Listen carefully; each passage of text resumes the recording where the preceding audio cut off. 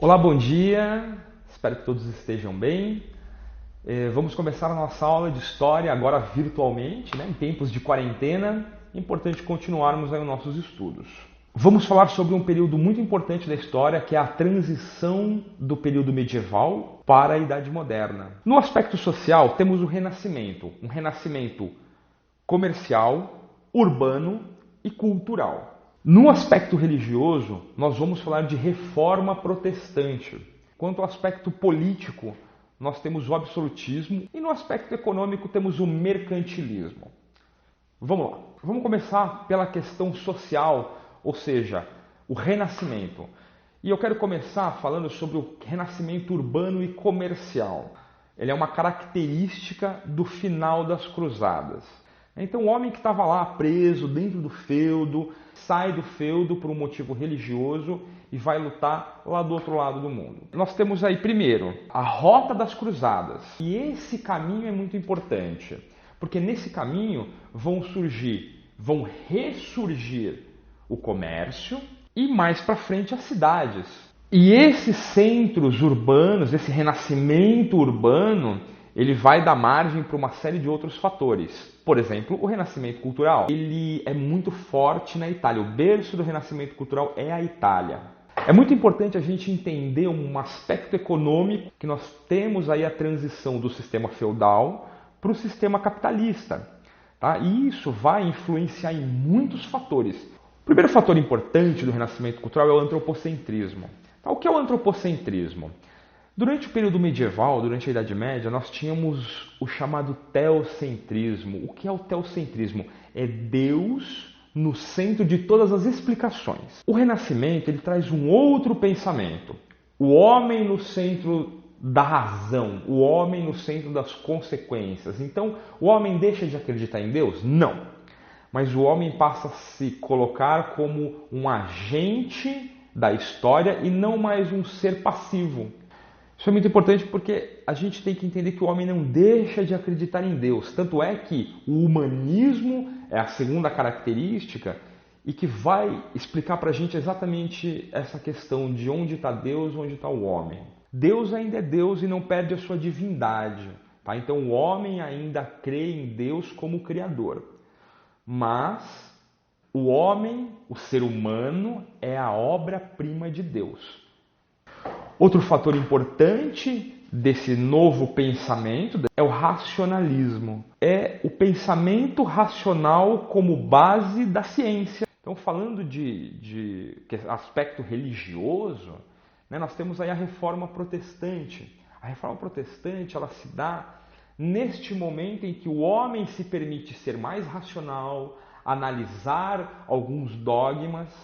E principalmente, nós temos aí nesse momento um problema muito grande que é a corrupção dentro da igreja. Então, qual que é a questão da corrupção dentro da igreja? Nós temos três aspectos que levam ao Lutero a fazer a primeira reforma protestante. A venda de indulgências.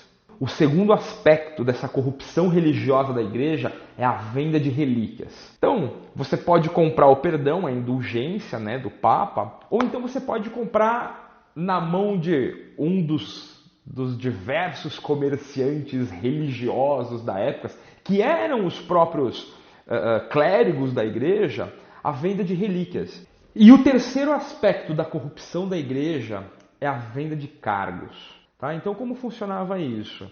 Eu, nobre, compro um cargo para o meu filho que não é o herdeiro, não é o primogênito, compro um cargo de bispo, por exemplo, para ascensão social. Mas só a corrupção é o suficiente para uma reforma protestante? Então é a primeira vez que a igreja utiliza-se desses métodos corruptos para enriquecer? Não, já faziam isso há muitos anos. E porque nesse momento a reforma protestante é possível.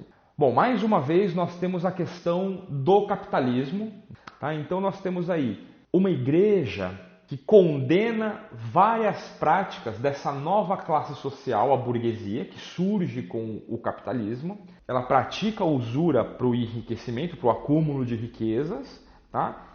E A igreja que está condenando essa prática não é interessante, né? Então, na Alemanha, nós temos o surgimento da imprensa, nós temos a impressão das Bíblias e o que isso impacta na sociedade. A sociedade passa a ler a Bíblia e fazer a sua própria interpretação do que estava escrito lá. Eu estou aqui falando para vocês desde o início da questão do surgimento do capitalismo, a importância do capitalismo. O capitalismo, nesse momento, ele está na primeira fase, é a fase comercial do capitalismo, também conhecido como mercantilismo.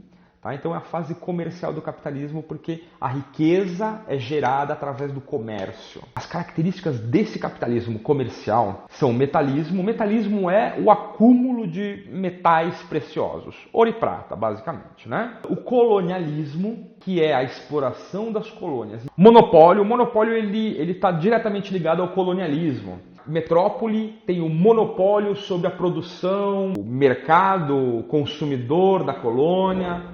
Tá? Então tudo que a colônia produz pertence à metrópole, exclusivamente à metrópole. Balança comercial favorável. O que é a balança comercial favorável? Essa é uma lógica para o acúmulo de metais. Se eu vender mais do que comprar, eu tenho um acúmulo maior de metais. Protecionismo é uma outra característica econômica desse primeiro período do capitalismo. Todo produto que é importado tem uma taxa exorbitante, tão alta que vale mais a pena comprar o que é produzido dentro do que importar qualquer tipo de produto. E por fim, a característica política desse período é o absolutismo, ou como os franceses conheciam, o antigo regime. O absolutismo é a concentração de poder na mão de uma única pessoa, na mão de um monarca. O que é isso na prática? É um rei detendo o poder executivo, legislativo e judiciário. E essa estrutura política absolutista tem o apoio do capitalismo, uma vez que ela suplanta a estrutura política feudal e o capitalismo vem para suplantar a estrutura econômica do feudalismo. Então eles estão se apoiando mutuamente. Muito obrigado, espero que tenham gostado e nos vemos numa próxima aula.